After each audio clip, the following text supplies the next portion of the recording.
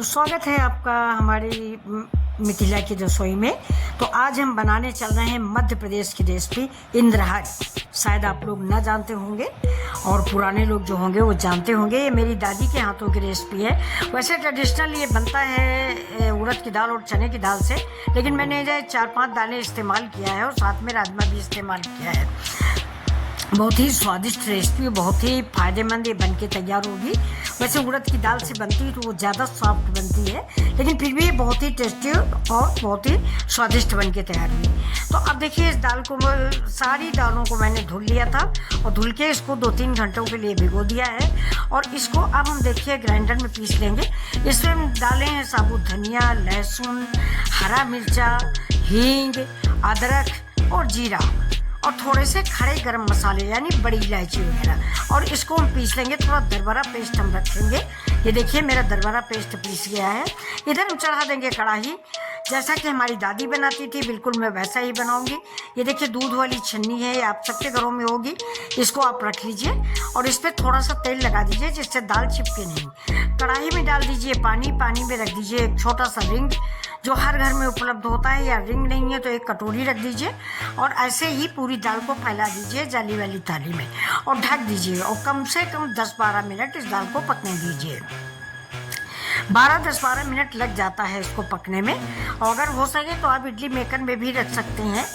तो अब स्टीमर आपको आ गए हैं, स्टीमर में रख दीजिए। अब इधर देखिए जो ये जार में मेरा थोड़ी सी दाल लगी हुई है, इसको हम घोल बना के रख लेंगे, क्योंकि इसमें काजू बादाम किशमिश वो कुछ नहीं डालती थी। इसी दाल का घोल बना के ग्रेवी गाढ़ी करती थी, तो वही दाल मैंने गाढ़ी करके रख दी है। अभी देखिए इसमें हम एक फोक गड़ाएंगे, या चाकू गड़ाइए या टूथपिक गड़ाइए, तो अगर वो साफ निकलती है तो समझ लीजिए कि बिल्कुल पक चुकी है आपकी दाल। देखिए मेरा फोक बिल्कुल साफ निकला। अब इसको हटा के हम थोड़ी देर के लिए फ्रिज में रख देंगे।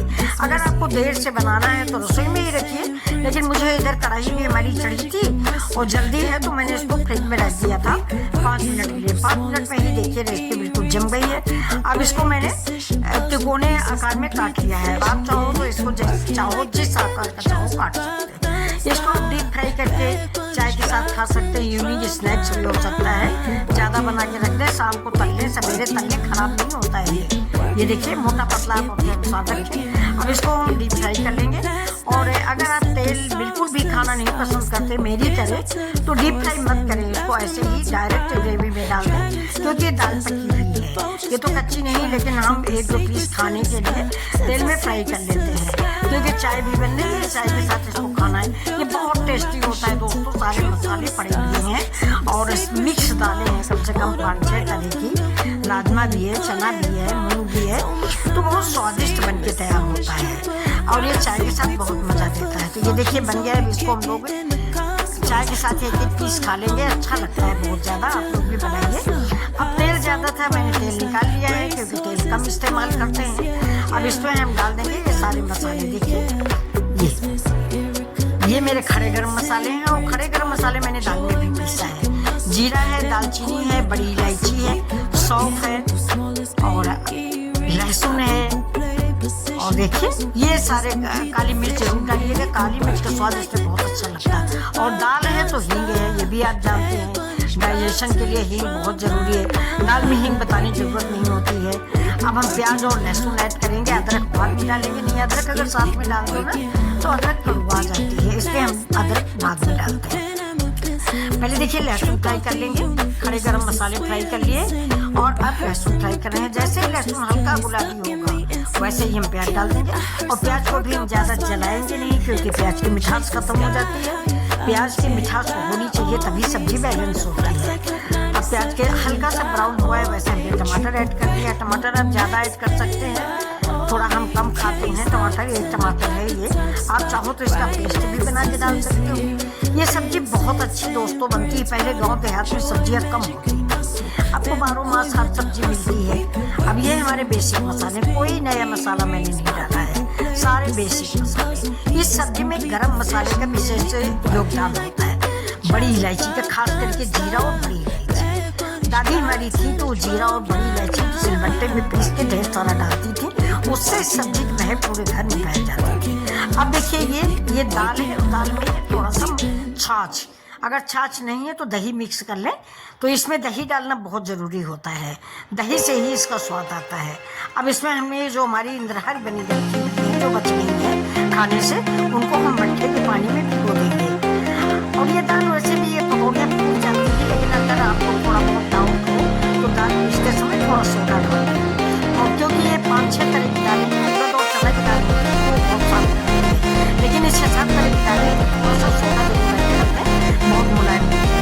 अब देखिए इस ग्रेवी का कलर, कश्मीरी मिर्च मैंने डाली नहीं है, क्योंकि कश्मीरी मिर्च से सिर्फ लाल कलर आता है, जो अच्छा नहीं लगता है। हर सब्जी का कलर लाल लाल लाल, तो ये देखिए ये ओरिजिनल कलर है, जो ओरिजिनल सब्जी का कलर होना चाहिए इंद्रहर का। आपने अगर ओरिजिनल वीडियो देखे होंगे तो इंद्रहर का कलर ऐसा होता है, बिल्कुल ओरिजिनल वीडियो है ये। सिर्फ पकौड़ियों में मैंने थोड़ा फेरबदल कर दिया है कि उड़द की दाल थोड़ा भारी होती है, जो हम लोगों को नुकसान करती है, इसलिए मैंने दूसरी दालों को ऐड कर दिया है उड़द की दाल। ये देखिए ये मट्ठा भी हम इसी में डालते हैं।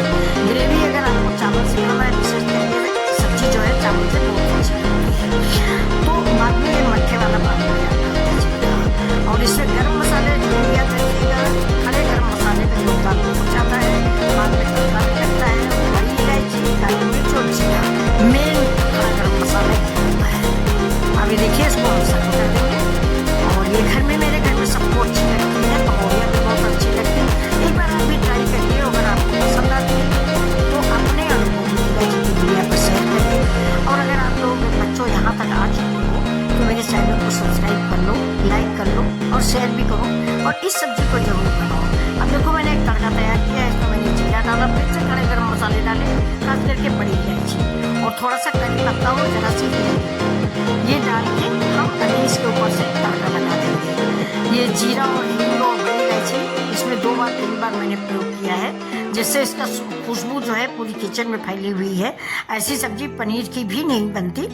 वैसे फिलहाल मुझे तो पनीर नहीं पसंद, लेकिन आप लोग जो है किसी भी सब्जी की तुलना या तो मीट से करते हो या पनीर से करते हो, इसलिए मैंने पनीर से कर दी। मेरे घर में मीट खाया नहीं जाता, तो उसका स्वाद तो भाई मुझे मालूम नहीं, तो लेकिन पनीर को लोग ज़्यादा पसंद करते हैं, लेकिन ये सब्जी पनीर को भी मात करती है। एक बार आप बनाएंगे ना तो बार बार बनाएंगे, हफ्ते में 1-2 बार तो ज़रूर ही बनाएंगे। ये देखिए तड़का मैंने देसी घी का लगाया है, खुशबू वाला घी। देसी घी भी बिल्कुल खुशबू वाला होना चाहिए, जिसकी महक से पूरी किचन महक जाए।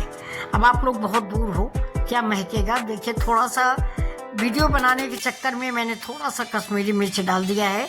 अगर वीडियो नहीं बनाना होता तो मैं कश्मीरी मिर्च बिल्कुल भी ऐड नहीं करती, क्योंकि मेरी दादी कश्मीरी मिर्च नहीं ऐड करती थी। ये देखिए अब हम तड़का लगा देंगे, और इसके साथ उधर कुकर में बन गया है मेरा जीरा राइस। ये देखिए, क्योंकि ये सब्जी चावल से ही अच्छी लगती है सबसे ज़्यादा। पूरी पराठा से भी अच्छी लगती है, लेकिन चावल से सबसे ज़्यादा अच्छी लगती है। तो चलिए अब आप लोग बताइए कि ये वीडियो आपको कैसा लगा। ये विलेज स्टाइल सब्जी है, आपके घरों में आपकी दादी नानी ज़रूर जानती होंगी, ये गांव में अक्सर बनती है। मैंने बताया ना पहले सब्जियां होती नहीं थी, तो यही ऐसी ही सब्जियां पहले बहुत ज़्यादा बनाई जाती थी। ये दाल की सब्जियां, बेसन की सब्जियां। तो ये रेसिपी आपको कैसी लग रही है? अगर पसंद आ रही है तो सब्सक्राइब करें। फिर मिलेंगे ऐसे ही वीडियो के साथ, तब तक खुश रहिए और मस्त रहिए। नमस्ते।